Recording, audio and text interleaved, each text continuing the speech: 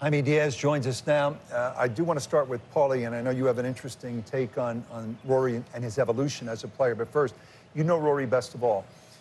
What's your sense of what we might see this week from Rory?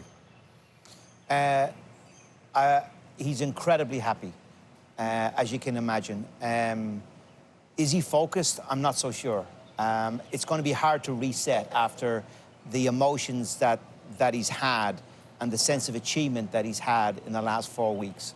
It's going to be a real tough test for him mentally to reset this week, I believe. However, he is on a golf course that he absolutely loves, that he excels on. And that's the question. Is he going to be in a mental place with the pointy elbows a little bit, like he was in Augusta with unfinished business? That's the question. And I'm not sure of the answer to that yet. I think tomorrow will give us a good indication. Just a one round tomorrow, you can kind of gauge where he's going to be at. I mean, Rory spoke to this in the press conference we just ran.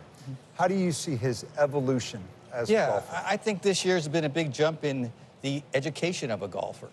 And, you know, in his case, I think it could actually be prime time at 36. As much as he was a prodigy, I think there's an argument that he's actually gotten better. Now, it took him longer. Why?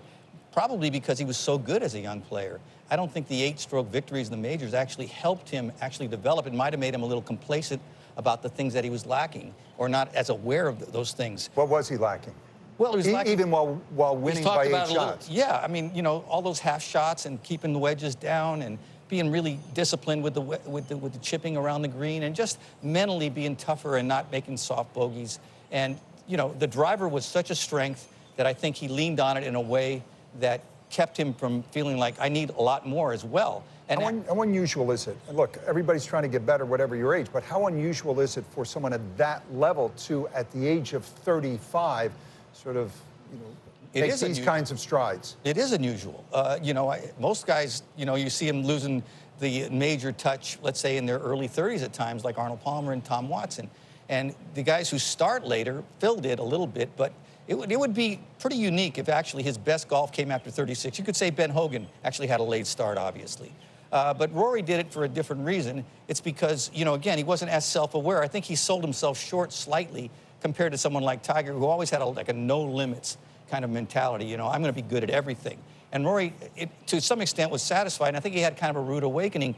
You know, and Pinehurst could have been actually the turning point for that, the wake-up call, because it could have destroyed him. Instead, he said, you know, I got to look at myself here, and what am I lacking? And he talked about it right there, you know, mental toughness in particular. You know, he changed golf balls. It was a softer ball. It actually encouraged him to learn to work the ball better, keep his wedges down, things he needed to do. And then, you know, talking about, I want to be good in these tougher events. So he paid more attention to Rotella, and he paid more attention to Brad Faxon and things about the mental game. And I just think he did increase his toughness. It was probably easier when he was younger to be free and joyful, but as the pressure increased and the expectations increased, you've got to have the extra discipline to handle all that. And I just feel like he's on his way now to maybe his best ever golf. Yeah, I'd agree with you. You know, there is a tendency, some people to wonder, you know, has he climbed the mountain? Is he going to be complacent? Is he going to be fully sated as a golfer? Even Rory in the press center today said, I've done everything I ever wanted to do in the game of golf. As a matter of fact, you know, the question, or his comment in the media center afterwards, which was quite humorous, what are we going to talk about next year? Because the question had come up year after year after year. Matter of fact, he himself was talking about winning all 4 major championships back in 1998. To turn a pro and to win all the majors. And would you like to win them all in 1 year? Yeah. Awfully cute kid. But, you know, as time went on, you know, a decade plus, and, you know, no other golfer trying to complete the career Grand Slam who then did it took so long. So there was really no comparison to sort of look at as you start to anticipate what he might do going forward. So in trying to come up with some sort of analogy as what he might do going forward, you look at individual events, and I'd go to tennis, and I'd say there's 2 analogies, I think, 2 players that come to mind, at least in my view. One of them is Andre Agassi, who for 5 years was trying to win the French. He had done everything. He's so monumentally talented. And then, of course, he breaks through with the victory in 1999. Now, look, I mean, he had been beaten in the final by Jim Courier in 1991. He was the 5th man, just the 5th man to ever complete the career Grand Slam. And you thought, he's climbed Mount Everest, right? What's he going to do from here? Well, he went on to win 4 more major championships.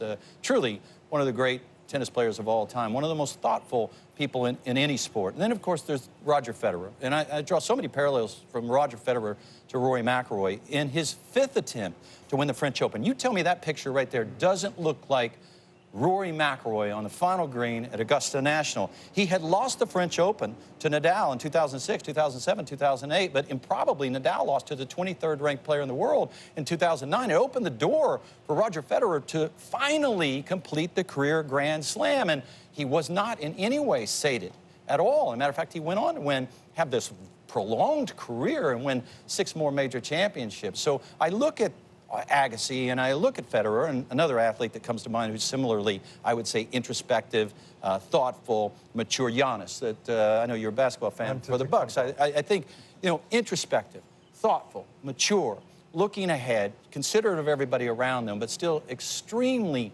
aware of his place in the game, his history in the game, and his talent. And so I look at Rory and I think, yes, unburdened by statistics, unburdened by expectations, this could be not a place to rest, but a launching pad for some of the best golf that any of us have ever witnessed in our lives. My point, I would agree with you, Brandel. I think there's certainly, and we've said it before a number of times, if he wins 1, he'll win 3 or 4. I still believe that. Yeah. I think there's certainly more majors to come from. You talk about the age of 35 onwards. Jack won 6 times after that. Phil won 5 times after that age. I think Rory will be the same. And the reason why I say that is I think he's a more complete player now, Jaime, to your point. And you just look at his statistics at the Masters. He would not have won with these statistics 5 years ago. 7th off the tee, 1st in approach, granted. He was around the green, he was 10th, and around in putting, he was 43rd out of the 54 that made the cut, 53 that made the cut. Those statistics are not the Rory McIlroy statistics when he won earlier in his career. I think he's a more complete player now. I think he's in a better place mentally, and he can win with his B game, Jaime. That's the big difference that I see about Rory. He didn't play his best in Augusta, and he won. He didn't play his best in TPC, and he won. And he played really well in Pebble Beach, and he not lapped the field, but he won comfortably. And that was his goal. I think he was self-aware about that, Paul, and it took him a while, that's all I'm saying. And I think, you know, now he's free again, and maybe that joy that he played with, that bounce in his step when he was young and winning by 8 strokes, it returns a little bit more because the weight off his shoulder is less. Jaime, thanks. Yeah, sorry. We ran into Justin Rose's caddy last night at dinner, Mark Fulcher. Everybody knows him as Fooch. He said he thought Rory would win 10 major championships when all is said and done. Thinks the world of Rory, and good who doesn't? company, by the way. Pooch and his wife, Adrian. Yes, absolutely.